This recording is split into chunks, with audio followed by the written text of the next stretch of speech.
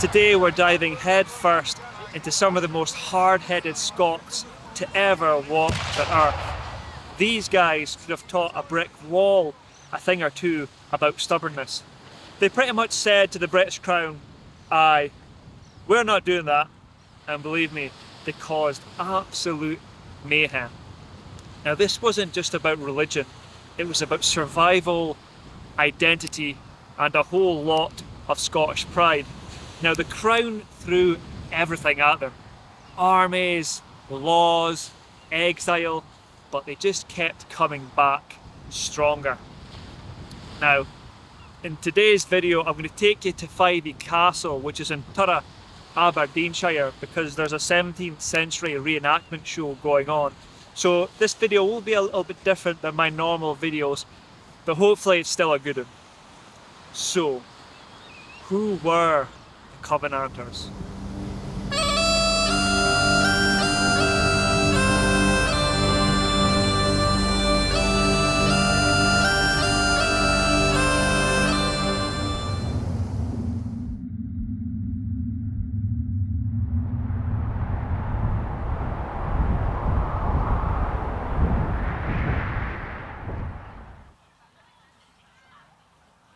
Now, our story begins long before the Covenanters became a thorn in the side of British kings. So let's rewind to the mid-1500s, when Scotland was under the rule of Mary of Guise. Mary of Guise, she was the Queen Regent of Scotland, and she was the mother of Mary, Queen of Scots. And she was the ultimate helicopter mum. She was Queen Regent, running the country, which at the time was getting a bit rowdy, whilst her daughter Mary was sitting in France, nibbling on croissants while sipping red wine at her lunch. Now, during this period, radical reformers like John Knox started to come out of the woodwork and started preaching really fiery sermons about how Scotland should be. Imagine a bloke who makes your grumpy old neighbour look like a ray of sunshine, and you've got a pretty good picture of Knox. He had all the charm of a porcupine, but with a lot more fire and brimstone. Knox wasn't a fan of Mary of Guise or her Catholic ways, and he made sure everyone knew it.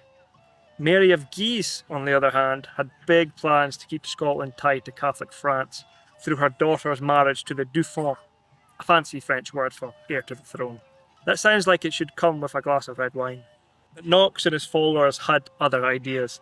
They were absolutely fed up with what they saw as Catholic Church's corruption, indulgences, relics and priests who were more interested in fine wine than morals.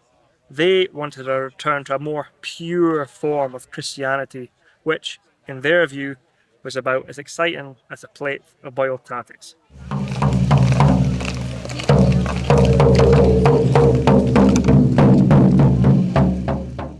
This led to Reformation in Scotland, a time when Protestantism spread like wildfire, not in a cosy, sit around the campfire kind of way.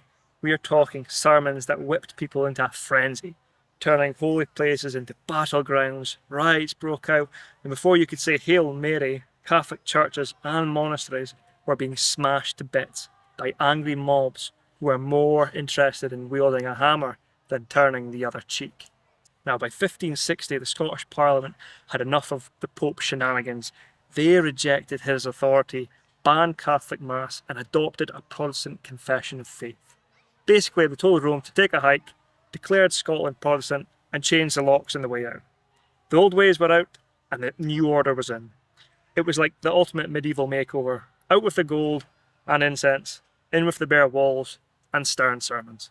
But then, just when things were starting to calm down, who should return to Scotland in 1561 but Mary, Queen of Scots herself, fresh from living it up in France. Now, Mary was a devout Catholic, and her arrival was like tossing a lit match into a barrel of gunpowder.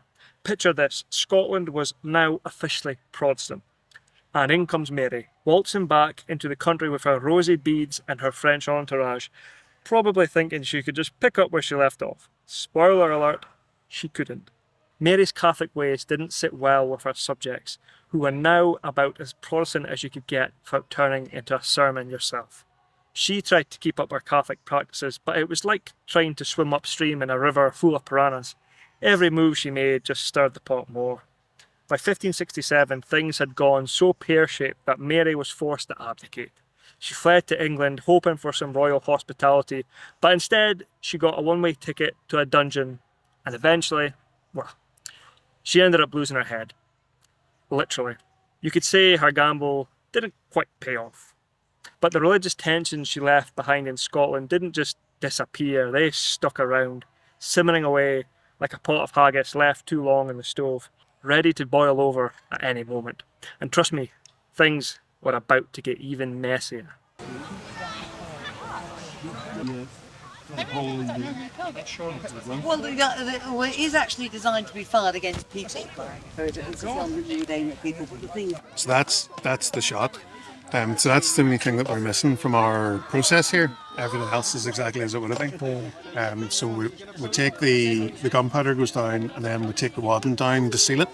And then we obviously don't put these in because we're like most of the people that we're shooting at. So so that's the only bit that we're missing. But everything else, the sound is slightly less than it would be if we were setting the shot off because there's more impetus behind it with the ball. Apart from that, that's everything. Now, fast forward a few decades to 1625, and we've got ourselves a new king on the block, King James VI of Scotland, who also liked to moonlight as James I of England, because why just rule one kingdom when you can double dip? So King James VI finally kicks the bucket. Enter his son, Charles I. Royal Highness King Charles! Now, Charles wasn't just any king, oh no. He was a micromanager with a divine right of king's complex that was so big it could have its own postcode. This guy genuinely believed that he was God's chosen one, which in his mind meant he could do whatever he fancied without so much as a by your leave. Naturally, this didn't sit well with the Scots, who weren't exactly keen on anyone, king or not, sticking their nose in their business, especially when it came to their beloved Kirk. Right out the gate, Charles decided to make friends in the best way possible by antagonising everyone. The Act of Revocation in 1625, basically Charles wanted to do a bit of land grabbing, taking back lands that had been handed out to the Scottish nobility after the Reformation. Unsurprisingly, this went down about as well as trying to take a bone from a hungry dog. The nobles, who were now more suspicious than a cat in a room full of rocking chairs, were not impressed. But Charles didn't stop there, oh no. He decided to up the ante by demanding more taxes from the Scottish landowners, something they weren't used to dealing with unless there was a war going on. And to top it all off, he insisted on ruling Scotland through the Scottish Privy Council, but never actually asked them for advice. Instead, he just barked orders and expected everyone to jump to it. Talk about a control freak. The man had more red flags than a bullfighter's laundry. This was just the beginning of his attempts to impose Anglican practices on the Kirk. Now, for those of you not fluent in Scots, the Kirk is just a fancy way of saying the Church of Scotland. But don't let the name fool you. This isn't your typical Sunday service where you zone out during the sermon and think about what's for dinner. No, no. The Kirk was more like a spiritual boot camp. It was strict, no nonsense, and if you so much as thought about humming a hymn without a bit too much pep, you'd get a stern look that could freeze water. So when King Charles decided to saunter in and impose his posh Anglican practices on the Kirk, including a brand spanking new prayer book, you could almost hear the collective groans across Scotland. It was like trying to sell ice to Eskimos, or better yet, like trying to give a cat a bath. There was lots of hissing, scratching, and absolutely zero cooperation. You see, the Scots loved their Kirk just the way it was. Austere, serious, and with a healthy dose of suspicion towards anything that smelled even remotely like popery. So when Charles came in with his shiny new prayer book, the reaction was something along the lines of, "Aye, right mate, you can take your fancy prayers and shove them where the sun doesn't shine." By 1637, things had reached a boiling point. Charles, in his infinite wisdom, or lack thereof, decided that it was high time the Scots started using the Anglican Book of Common Prayer. Now, if there's one thing you should never do, it's tell Scots how to worship. And that's like walking into a chip shop and suggesting they stop deep frying their Mars bars. It's not going to end well. So when the first reading of this newfangled prayer book was scheduled to take place at St Giles Cathedral in Edinburgh on 23rd of July 1637, you can probably guess how that went down. And spoiler alert, the Scots weren't having any of it. Now, the moment the Dean started reading from the new prayer book, all hell broke loose. And apparently one woman, Jenny Geddes, hurled the book at the Dean, screaming something along the lines of, "Dare ye say mass in my lug?" Which, for those of you who don't speak fluent Scottish fury, roughly translates to, "How dare you say mass in my ear?"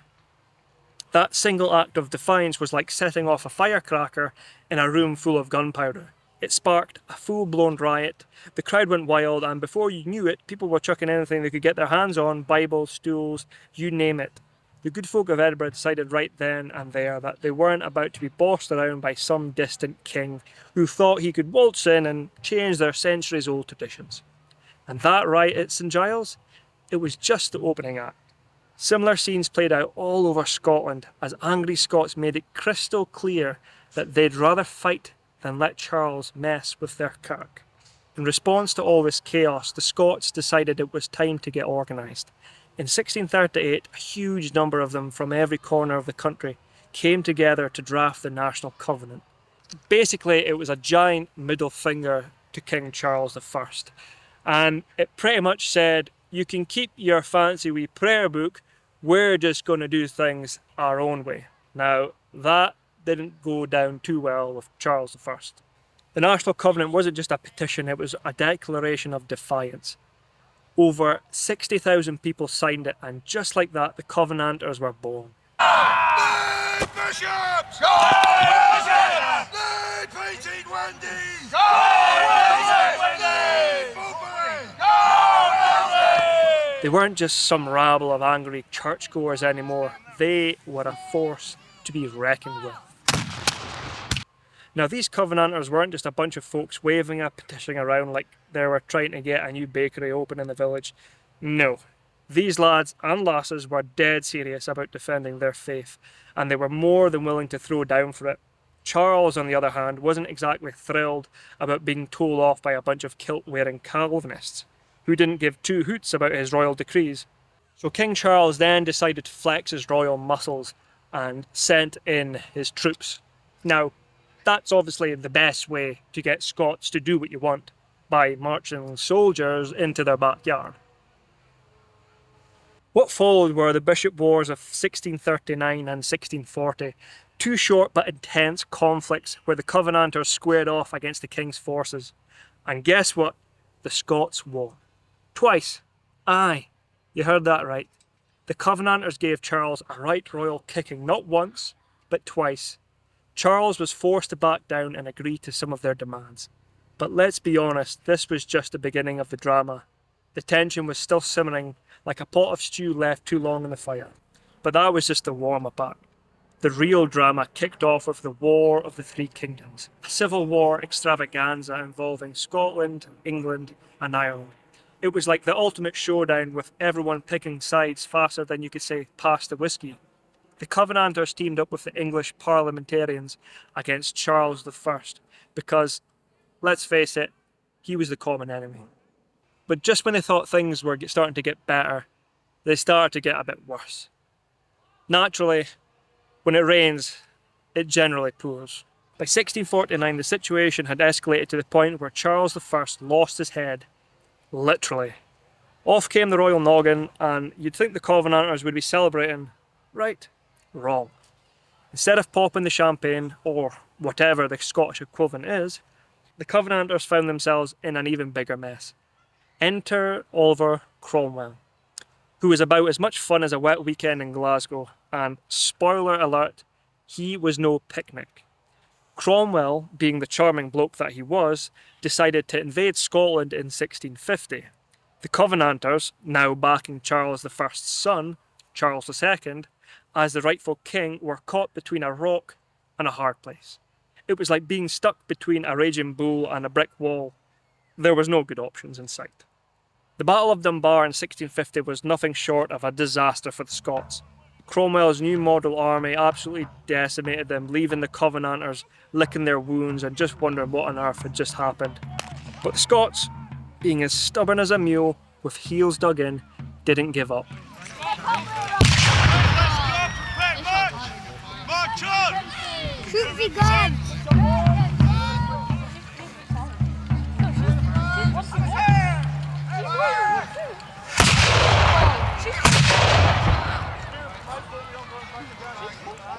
They went ahead and crowned Charles II as King of Scotland in 1651. Because, you know, why not? Unfortunately for them, this move didn't exactly pan out. Their hopes were dashed again when Cromwell and his forces handed them yet another defeat at the Battle of Worcester. That same year, Charles II, realising that sticking around wasn't exactly in his best interest, had to leg it across the Channel to mainland Europe with Cromwell's forces hot on his heels. It was a proper mess, a royal shambles, if you will, and the Covenanters were left to pick up the pieces, licking their wounds and wondering where it all went wrong.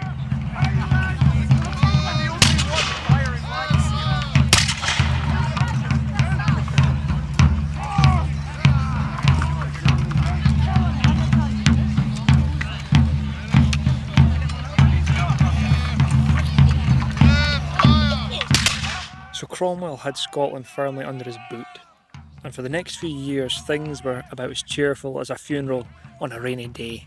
The man ruled with an iron fist, and if the Scots weren't already miserable enough from the weather, Cromwell's reign certainly didn't help matters. But then in 1658 Cromwell did everyone a favour and popped his clogs, much to everyone's relief. It was much like the Grim Reaper finally gave the Scots a bit of a breather. By 1660 the monarchy was just back in business with Charles II being restored to the throne of England.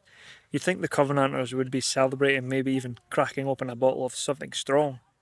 After all, Cromwell was gone and the monarchy was back. But not so fast. The Covenanters weren't hardly rolling out the red carpet, because Charles II, as it turns out, was just as determined as his old man was to have a say in how the Scottish Church was run. And if there's one thing the Covenanters didn't want, it was another meddling monarch telling them how to worship. What followed was a period of brutal repression that came to be known as the Killing Time, a name that pretty much says it all. From 1685 to 1688, being a Covenanter was about as safe as walking through a minefield in clown shoes. Charles II's government hunted them down with the kind of enthusiasm that makes you wonder if they were trying to set some sort of grim record. If you were caught worshipping outside the approved Church of Scotland, your options were pretty bleak. Execution, imprisonment, or being shipped off to the colonies as a slave. Thousands of Covenanters met these fates, but despite the horrors, they refused to back down. They kept their faith alive, even if it meant hiding in the hills and worshipping in secret. One of the most tragic stories from this period is that of the Wigtown Martyrs, two women who were tied to stakes and drowned in the rising tide for refusing to renounce their covenanting beliefs. Imagine that, standing there, water creeping higher and higher, knowing that you could save yourself by just saying a few words, but refusing because your faith was stronger than your fear. It's the kind of story that gives you chills, and it was just one of many brutal acts carried out against these steadfast Scots who simply wouldn't bend the knee, even when it cost them everything. But as all dark times do, the Killing Time eventually came to an end. The political wind shifted with the Glorious Revolution of 1688, when William of Orange marched on London, and James VII and II, the last Catholic king, did a runner to France. William and his wife, Mary, no, not that Mary, a different one. That's right. They took the throne, and they were a bit more chill about the whole religion thing. In 1690, William established a new Church of Scotland that was acceptable to most of the Covenanters. Cue the bagpipes and happy dances, right? Well, not quite. Some of the more hardcore Covenanters, known as the Cameronians, weren't thrilled with the new arrangement. They thought the church was still too cosy with the government, so they went off and formed the Reformed Presbyterian Church. Sticking to their guns, or in this case, their Bibles, these folks became known as the Society people, and they kept their spirit of the covenant alive, even if it meant continuing to live on the fringes of society. So, what's the legacy of the Covenanters today? Well, It turns out that their stubbornness and refusal to back down left quite a mark, literally. All over Scotland, particularly in the southwest, you'll find some stone monuments scattered about, standing like silent sentinels to a bloody struggle for religious freedom. But these aren't just random bits of rock some stonemason had lying around. They're markers of a time when being a Covenanter meant you were ready to risk everything, including your life, to stick it to the man, specifically. The man with a crown and a questionable understanding of religious tolerance. Some folks remember the Covenanters as freedom fighters, standing up against oppression so they could follow their own beliefs, without a king breathing down their necks. Others might argue that they were a bit too enthusiastic about imposing their views on everyone else, because, let's be honest, they weren't exactly handing out leaflets asking nicely for religious reform. But no matter which side of the fence you're on, there's no denying their impact on Scottish history. These guys were like the original "we'll do it our way" rebels, and Scotland's landscape is dotted with reminders of their fierce determination. Take a wander through the crowded graveyard of Greyfriars, Kirk in Edinburgh, and you'll find one of the most impressive memorials of all. A monument built in 1706 to commemorate the 18,000 people who were executed or lost their lives for the Covenanting cause. These martyrs, as they're often called, are remembered as symbols of Scotland's national identity and its fierce spirit of independence. It's a reminder that these were not just nameless, faceless figures in history, but real people who stood firm in their beliefs even when it meant paying the ultimate price. So next time you're wandering through a Scottish graveyard and stumble upon one of these monuments, take a moment to remember the stubborn Scots who refused to back down, even when it cost them everything. These stones aren't just memorials, they're reminders of a time when standing up for your beliefs meant you had to be willing to stand alone, against the crown, the church, and sometimes even your own countrymen.